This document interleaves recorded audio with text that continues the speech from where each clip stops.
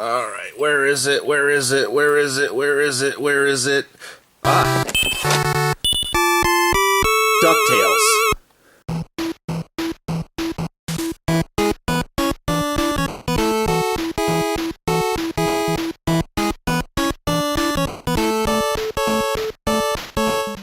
Alright everybody, welcome back to the Savage Squirrel Show. I'm Scott the Savage Squirrel, and this time I'd like to talk to you about another favorite video game of mine, and that game is none other than Ducktales for the Nintendo Entertainment System. Now, I have a very interesting story about this game, which is why I decided to review it. And it was back in the winter of 1989. I walked to a video store which was about 2 miles away in the freezing cold because I really wanted to play the game. And on the way home from the video store, this bully pulls up on his bicycle. Some kid I didn't even know. And yeah, he was riding his bicycle in the middle of winter. That's how crazy we are here in Chicago. Well, anyway, he wants the game. He wants to take it from me. So I wasn't going to let that fly. So as soon as he grabbed me, I took the game, which was in one of these plastic carts. When you rented games, they came in these plastic carts. They had instructions and everything inside.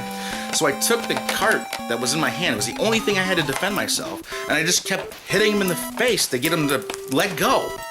So after hitting him really hard, I shoved him on his bicycle and he fell over. Then I just took off running. Now the kid tried to chase me, but I knew the area like the back of my hand. So what I would do is I would jump fences from yard to yard to yard until I got all the way home. And lost him. I never saw the kid ever again. So what was the lesson to be learned through all of this?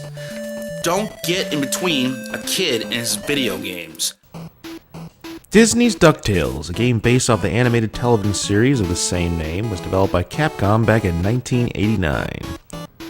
You are Scrooge McDuck, and you are traveling the globe in search of the 5 legendary treasures to become the richest duck in the world. The controls are very easy for this game. Scrooge can use his cane to reveal hidden items, attack his enemies via pogo stomp, reach higher places, and get across dangerous terrain. The only quirk about the pogo jump is that it doesn't work if Uncle Scrooge is standing on the very edge of the platform, so just be mindful when using the pogo ability. Another thing about this game that stands out from other NES games from that time period is its original gameplay. I never grow tired of using the pogo stomp attack on the different enemies throughout the game. It's one of those NES games that I could always go back to because it's just that damn fun. Now this game was very popular back in the day. I mean, it was so popular some shithead bully tried to take it from me. I mean, the game was so popular, Capcom and Disney got together and actually listened to the fans by releasing a remastered version in 2013. It was developed by WayForward Technologies, the same group who brought us awesome games like Shantae and Contra 4. To help promote the remastered version, Capcom even gave away 150 gold NES cartridges of the original game in a contest. Now, I recently downloaded the game, and all I gotta say is they did a really good job on this one.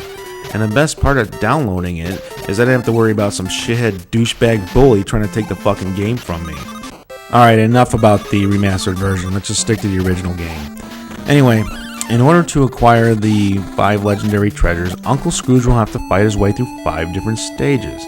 These stages include the Amazon jungle, Transylvania, the African mines, the Himalayas, and even the moon. Not only will Scrooge have to fight a treasure keeper at the end of each stage, he will have to encounter some of his longtime rivals during his quests, such as the Beagle Boys, Magica Dispel, and the vile Flintheart Glomgold.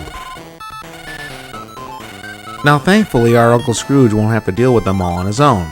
He will have the help from his 3 nephews, Huey, Dewey, and Louie, his trusted but dim-witted pilot Launchpad McQuack, the whiny crybaby Webigail, the very nosy Mrs. Beakley, and even the clumsy but courageous Gizmo Duck. Now when I got home to play the game, I noticed that there was still blood on the edge of the case. And look at that. If you take a look, that's pretty sharp. If you hit someone with this shit, it'll fucking hurt. And you know, these cases are just great to have. If you can find them, get them. Because not only do they protect your games, but they protect you from the shitheads that try to fucking take them from you. Okay, moving on.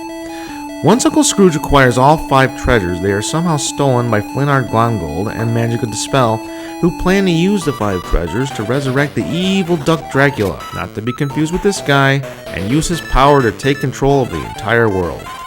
So it is now up to Uncle Scrooge to go back to Transylvania and put a stop to their evil plot once and for all.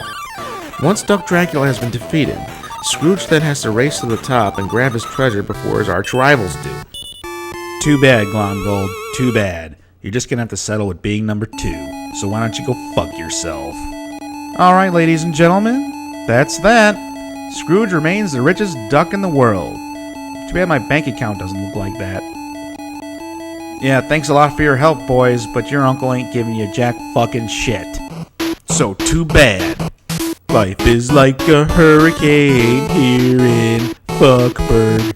So, I guess the question is Ducktales actually worth all that trouble I went through as a child just to play it? Yeah, I think it is. Fuck that bully. Go fuck yourself.